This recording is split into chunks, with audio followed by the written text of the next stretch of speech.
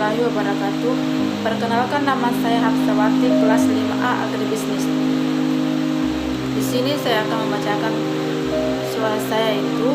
1. Tuliskan salah satu definisi manajemen SDM yang saudara ketahui, kemudian uraikan maksud dan arti dari definisi tersebut.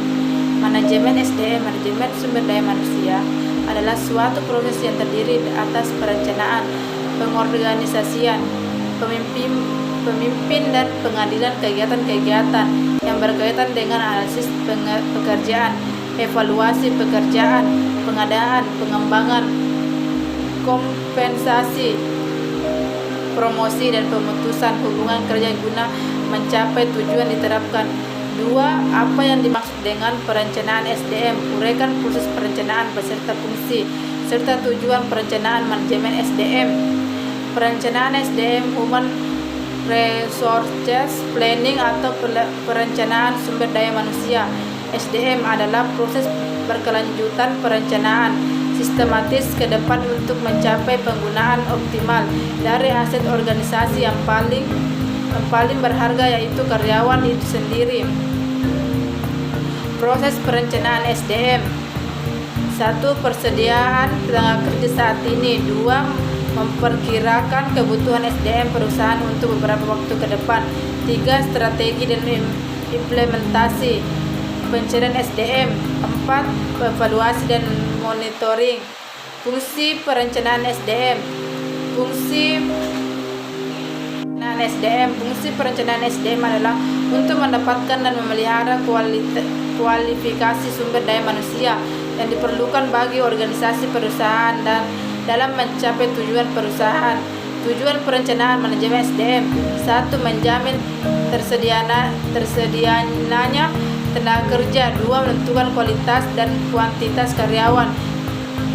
3. Menghindari terjadinya mismanajemen. 4. Menjadi pedoman. 5. Mempermudah koordinasi. 3. Apa yang dimaksud dengan proses rekrutasi? Berikan contoh dan penjelasan yang lengkap dan memadai. Proses rekrutasi dan contohnya. Rekrutmen adalah proses mencari, menemukan, mengajak, dan menetapkan sejumlah orang dari dalam maupun dari luar perusahaan sebagai calon tenaga kerja dengan karakteristik tertentu seperti yang telah diterapkan dalam perencanaan sumber daya manusia.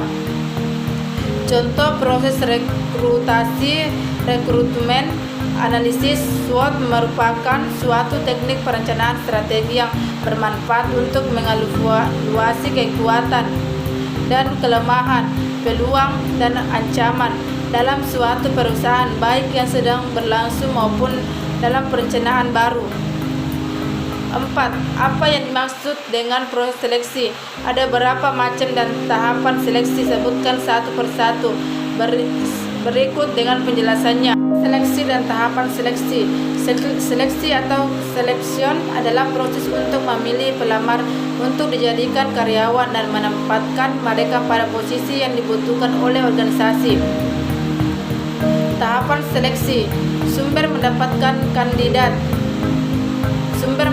kandidat adalah media yang Anda gunakan untuk mengumumkan bahwa perusahaan sedang membuka proses rekrutmen karyawan baru. Membuat pengumuman rekrutmen. Jika Anda menggunakan situs portal pencari kerja, maka mereka telah menyediakan template pengumuman yang baik. 3. Meninjau lamaran yang masuk. Meninjau lamaran yang masuk dengan menyeleksi kandidat berbeda jika seleksi kandidat itu untuk memastikan kandidat terpilih untuk menjadi karyawan atau tidak. Sementara meninjau lamaran adalah proses mensortir lamaran yang datang apakah sudah sesuai dengan kriteria atau tidak. 4.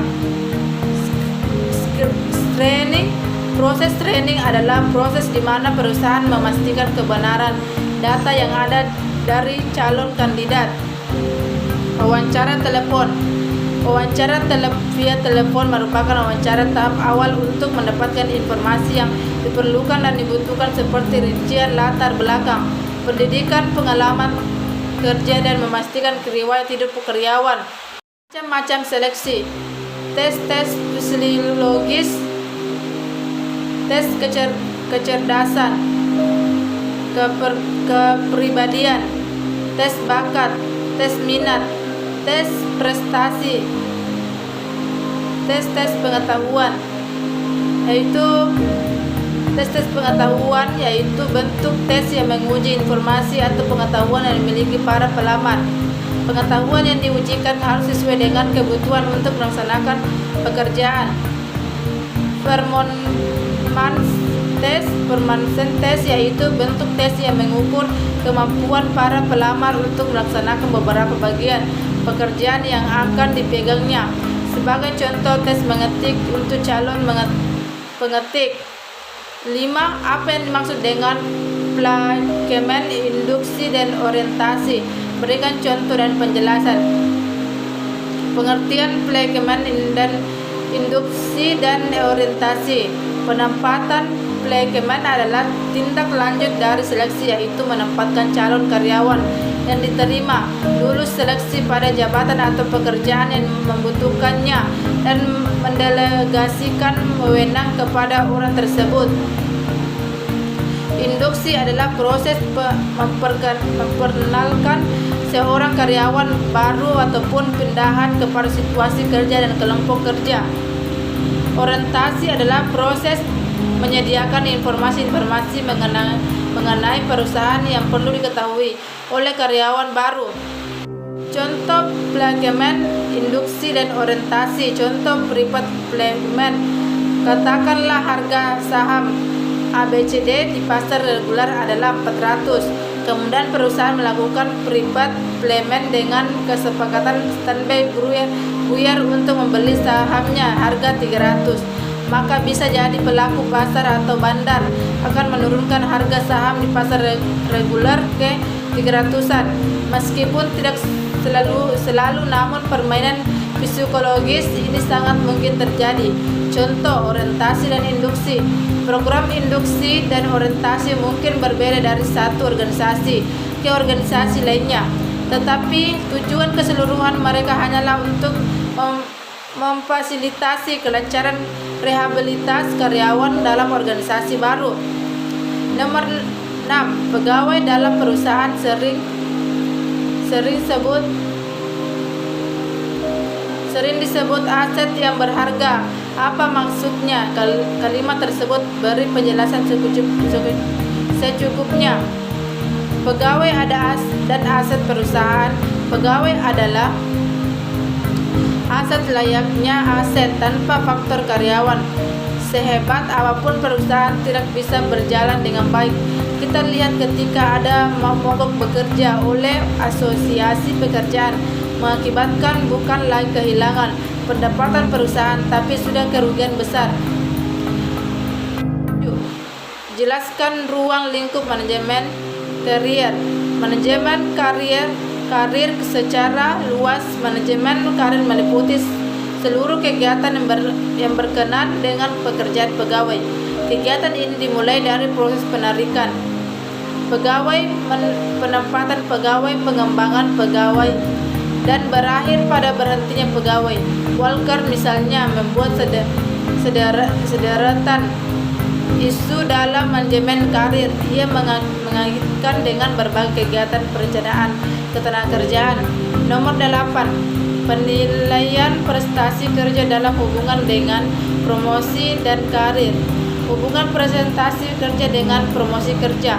Pihak perusahaan dapat membantu mewujudkan keinginan pegawainya untuk mengembangkan karir mereka melalui salah satu cara adalah dengan presentasi kerja. Alat untuk mengukurnya dengan penilaian presentasi kerja.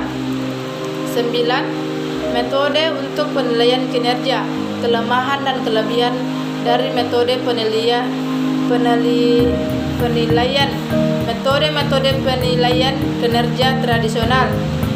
Metode rating scale. Metode rating scale ini menggunakan skala untuk menilai kinerja karyawan. Misalnya dari skala memuaskan hingga tidak memuaskan ataupun dari skala sangat baik hingga sangat buruk.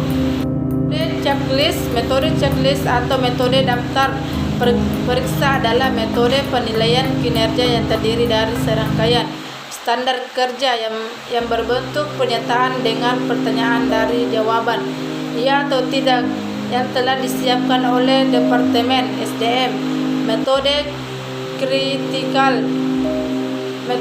critical incident atau metode insiden kritis adalah metode penilaian yang memusatkan perhatiannya pada perilaku kritis atau insiden kritis, baik perilaku insiden yang positif maupun perilaku atau insiden yang negatif.